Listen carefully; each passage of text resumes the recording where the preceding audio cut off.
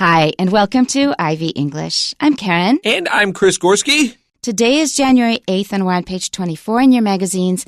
And today we're going to hear part one of a two-part article entitled Street Design Matters, Car-Centric versus Community-Focused. Now, on first listening, you may have found car-centric kind of difficult to catch, but we'll explain it all in today's article. And here we go. Street design matters, car-centric versus community-focused. Have you ever pondered the difference between a road and a street? The words road and street are often used interchangeably, but there's a difference between them.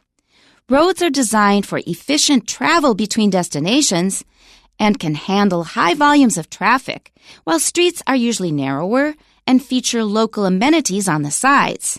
This minor difference needs to be clarified to introduce a new term that you are almost certainly unfamiliar with, strode.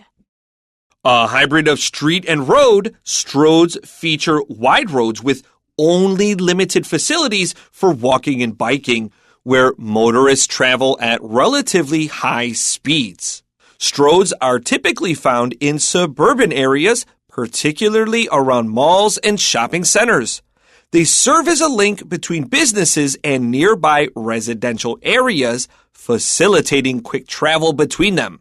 While stroads provide convenient access to business and recreational areas, they pose significant dangers to both pedestrians and drivers. They often lack essential safety infrastructure for non-motorists, such as signalized crosswalks and protected bike lanes. This makes them hazardous for pedestrians and cyclists. Additionally, drivers may face challenges navigating these roads due to frequent entry and exit points from driveways and parking lots. These conditions increase the likelihood of accidents. Moreover, stroads negatively impact air quality. The high-speed travel and frequent stop-and-go traffic typical of stroads lead to increased emissions of pollutants such as nitrogen oxides and particulate matter, which worsen air quality and endanger the health of nearby residents. This is compounded by the fact that stroads, often lined with large parking lots and retail centers, encourage car dependency.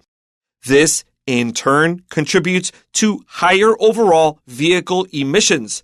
The dangers and environmental impact of stroads highlight the urgent need for more pedestrian-friendly, sustainable development.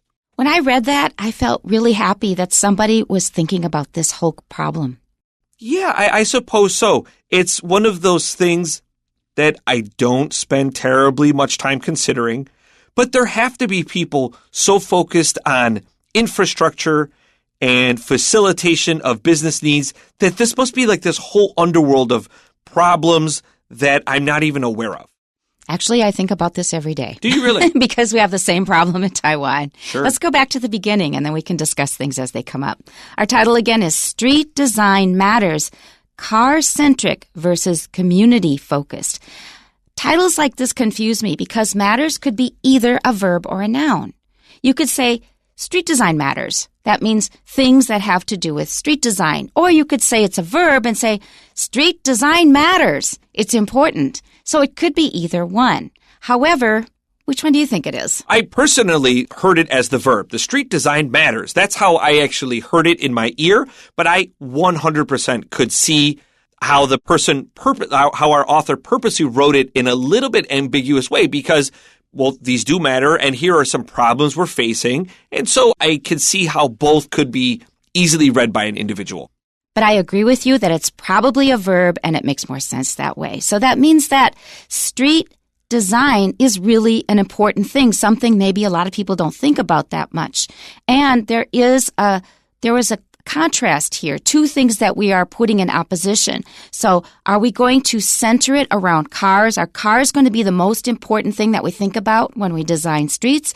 Or do we think more about communities? So here's our first paragraph. Have you ever pondered the difference between a road and a street? And I have. And in fact, I would spend time kind of thinking about this idea, researching it, because I often teach these words to my younger students, and they might not actually know themselves. And so a job of a teacher that teaches younger children, second grade, third grade, you often need to remember while teaching that your students might not actually know the Chinese.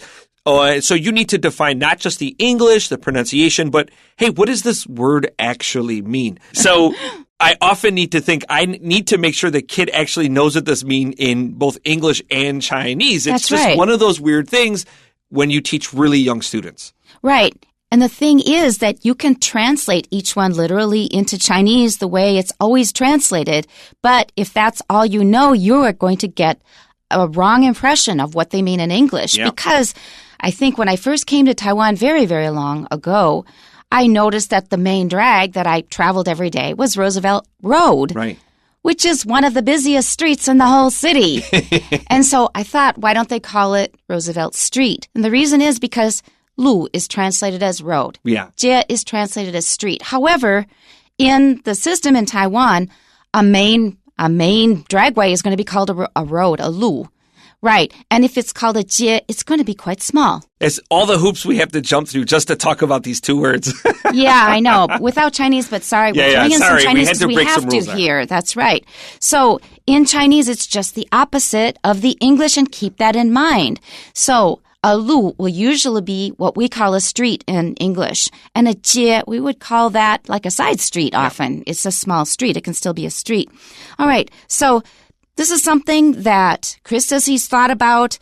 I think about it just because of the difference between English and Chinese. There are some other things we need to keep in mind. Our next sentence is the words road and street are often used interchangeably, but there's a difference between them. Now, actually, I had an NG there because we had W's and R's together.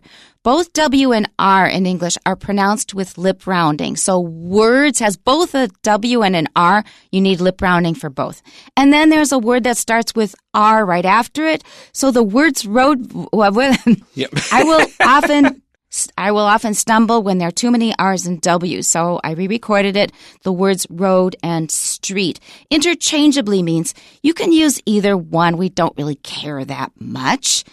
But on the other hand, there is a difference between them. It's one of those things that commonly we can call it a street or a road, and most people won't get too upset about the word that you use. There are usually specific differences between them. It's almost like the differences between things, objects, and items. There are slight differences, but if generally speaking, during a conversation, if you used one slightly inaccurately, most people aren't going to halt the conversation for the sake of getting it exactly right, unless that precision really matters. However, if you choose one word over the other, people are going to have different pictures in their mind. So as soon as you say road, I imagine these roads leading to farms in South Dakota, where my father is from, dirt roads. Yeah, I agree. It's a dirt road, and we have city streets. That's right.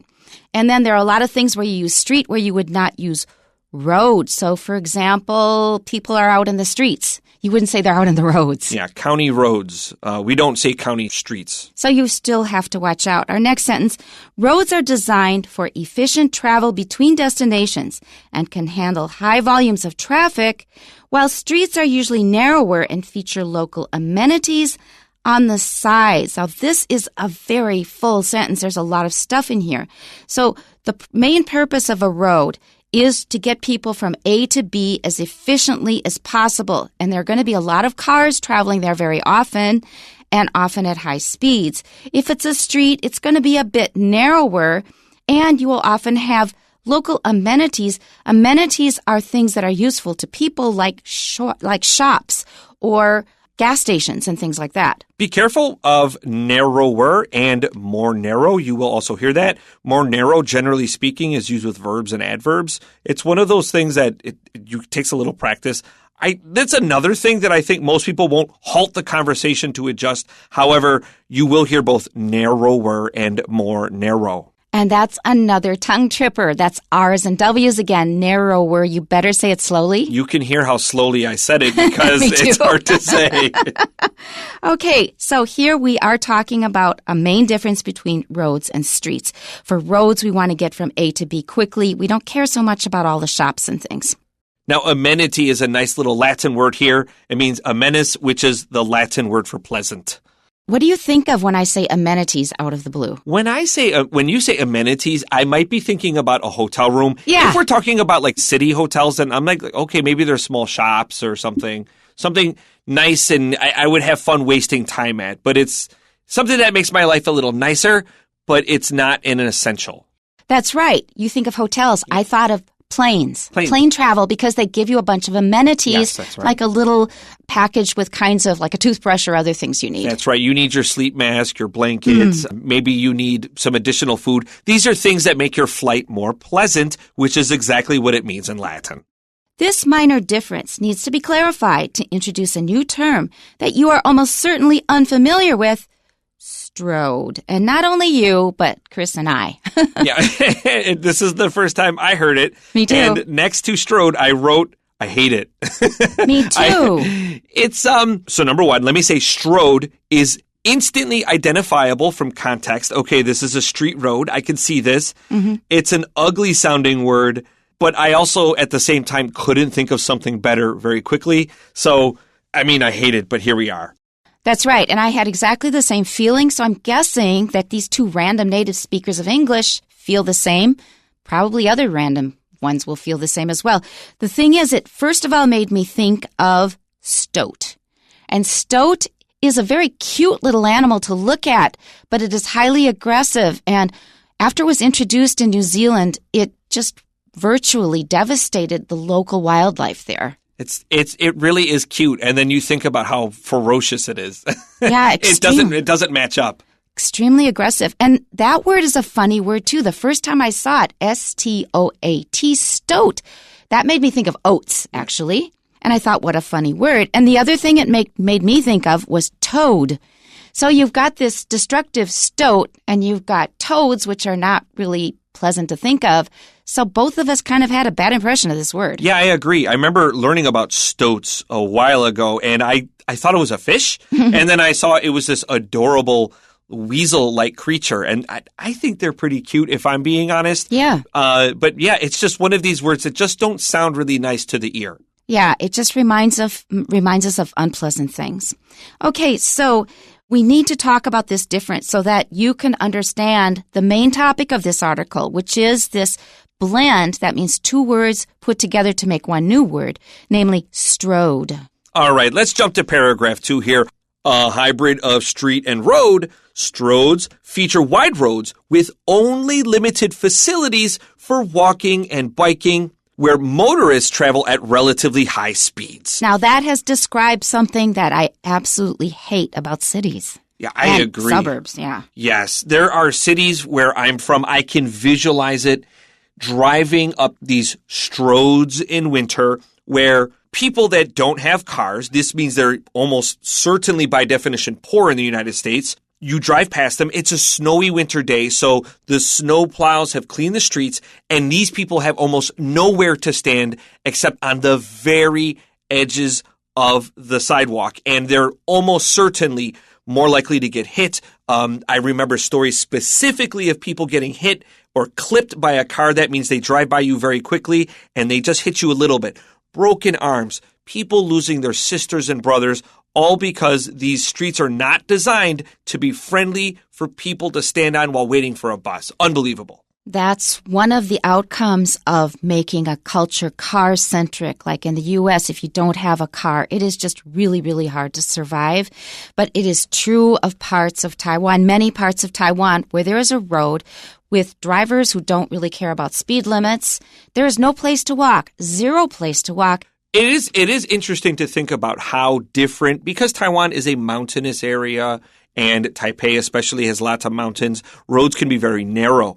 And when I think about that similar problems exist in the United States, it's almost a little worse for me because the United States is a very large country where space is not an issue for most people. And not just most, but the overwhelming majority. So that we have similar problems in a mountainous country, in a mountainous city with one of the world's largest countries is a little bit hard for me to swallow personally for the United States. Now, as for Taipei and many other parts of Taiwan, I think that cars came in as Taiwan was modernizing before they had the infrastructure to deal with cars. They didn't have parking lots. They didn't make sidewalks. So a lot of things happened due to too rapid development. And now the situation is still pretty lousy in many parts. You can really see that in Taipei. I agree with that. Terrible. You could see it everywhere. Stroads are typically found in suburban areas, particularly around malls and shopping centers. So you might see the phrase strip mall or mini mall. That's just a little area full of smallish stores that you might get so you don't have to drive to some city.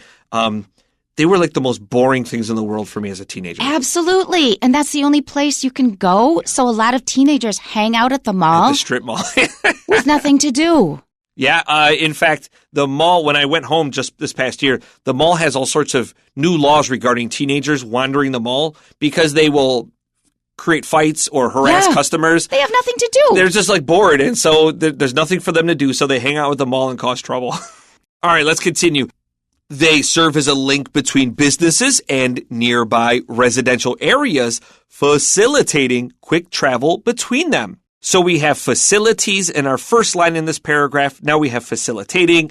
The F-A-C-I-L is the Latin phrase for easy. So facilities make your life easier, and we're facilitating something, we're making your life easier. So what they are not doing is giving you a chance to have just a walk outside safely. There's a lot of things that they are not doing or that they are making difficult by making one thing easy. While stroads provide convenient access to business and recreational areas, they pose significant dangers to both pedestrians and drivers. So we've already explained that. The huge drawback of stroads is that there's no place to walk. It makes it dangerous. And if it's dangerous for pedestrians, and if somebody's hitting them, then it's dangerous for drivers too. A recreational area is just a place to go to relax and have fun. Think about parks. But there often are not many of those. Yeah, they're far and few between. You need a car to get between them. And if you don't have a car, you're not getting to the recreational area. There is a really good phrase here, to pose dangers to. So if you are talking about dangers and you're saying that something is dangerous, if you need a verb, pose is a really good one. This one poses dangers to students or whoever. They often lack essential safety infrastructure for non-motorists, such as signalized crosswalks and protected bike lanes. Protected bike lanes are not something I trust in the United States. There are protected bike lanes in the largest cities. There are some where I'm from, and I would never in a million years ride on them because people 100% would purposely drive as close as they could to you to scare you off to the side of the road, which is really unfortunate. That makes me want to scream. Yeah, it's really dangerous that you would put someone's life in danger that way. I'm impressed that there are so many bike lanes in the city in Taipei now. However, they take two-way traffic, and so if a bike is coming towards you, you better squeeze over. And even worse, a lot of pedestrians who have space on the sidewalk, they walk in the bike lane. And I think, hey, stay in your lane, man. It's getting better. I'll say, as a person that frequently borrows U-Bike, I will say the situation, I think, has improved. Yeah. I think people are better about staying out of that bike lane, and that allows traffic to flow a little better. What I do like is the bike trails. Oh, I the was bike just going to say that. Those are absolutely wonderful. You don't need to improve anything. They're fine the way they are. Those bike paths along the riverside have improved a lot in like 10 years. So wonderful. All right, let's continue. This makes them hazardous for pedestrians and cyclists, right? Because if you are walking in a place where there are lots of cars and there are no lights to give you a chance to cross the road, if you cross the road under those circumstances, you are taking your life into your own hands. That means it is really dangerous. So a cyclist is a person on a bike. Don't say a biker. This is a common mistake with my younger students. Yeah. A biker is a person on a motorcycle, especially like a Harley-style motorcycle. Additionally, drivers may face challenges navigating these roads due to frequent entry and exit points from driveways and parking lots. So people that are just backing out of a driveway, their field of vision is not that good, or from a parking lot somewhere, they're coming into the middle of traffic. Like when I'm coming out from a gas station and trying to get onto Roosevelt Road, that is really tough. People don't want to wait for you. So it's pretty dangerous. So there's this famous comedic line that we drive on a parkway and we park on a driveway. Exactly. And when I was a young kid, when this line first came out, it's like, oh yeah, that is pretty funny. And it was one of the first times I ever really thought about language as kind of a funny, weird thing. That's right. A parkway is usually like a boulevard. It's very large and they may have trees in the middle and things. Yeah. And a driveway is just a stretch of covered land that gets you from the street to your garage.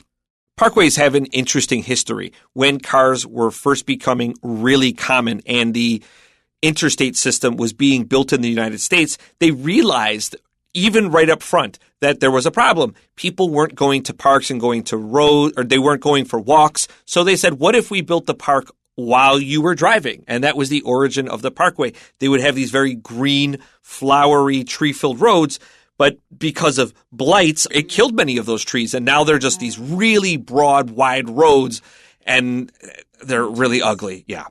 These conditions increase the likelihood of accidents. Yeah, so if we have situations where people are too close to the edge of the road, they're more likely to be hit by cars. Back up, and if you have the space. However, that's not always the case for everybody. All right, let's continue to our final paragraph. Moreover, stroads negatively impact air quality. That's something I really felt back in the 70s because cars were driving so fast. They were whipping up a lot of dust in addition to the exhaust. And the situation is better now because we have the MRT, but it's still not good. I agree. The diesel engines still make me feel so gross. I can't stand when a diesel engine drives past me and it has those heavy fumes. I really don't like that smell.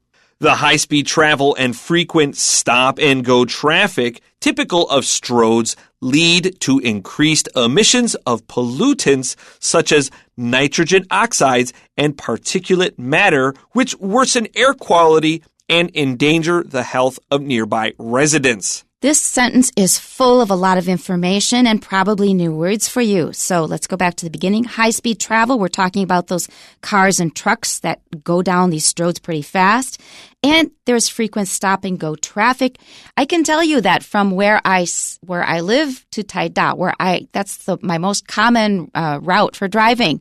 There are more than 40 traffic lights. Holy smokes. 40. Did you count them? I did once and I lost count. It's around 40. That's too much. I'm constantly stopping for red lights. And it really is difficult during rush hour. And, with so much starting and stopping, that creates a lot of extra pollution. So when you start and stop so much, you are polluting more, putting nitrogen oxides. You don't really have to understand this. You just know it's something bad for you that cars have in their exhaust. Particulate matter, this is worth knowing. A particle is just a teeny tiny speck of something. So there are specks of something in the exhaust of cars that's really bad for your health. Yeah, nitrogen oxides are the things that make statues look ugly. They're acidic. Particulate matter are just little specks of dirt and pollution, and pollutants is just a countable form of pollution. And we talked about danger, pose a danger. Here we have another verb using danger as its root, endanger. That means to put something in danger. This is compounded by the fact that stroads often lined with large parking lots and retail centers encourage car dependency. And that is the root of the problem, and that is on purpose. They wanted people to rely on cars so that car manufacturers could sell more cars and that people selling gas could sell more gas. This, in turn, contributes to higher overall vehicle emissions. Emissions is basically things coming out of the car that create pollution. The dangers and environmental impact of stroads highlight the urgent need for more pedestrian-friendly, sustainable development. And that is the sentence that made me happiest in this whole piece. We'll talk more about it tomorrow. Tune in then. Bye-bye. Bye-bye.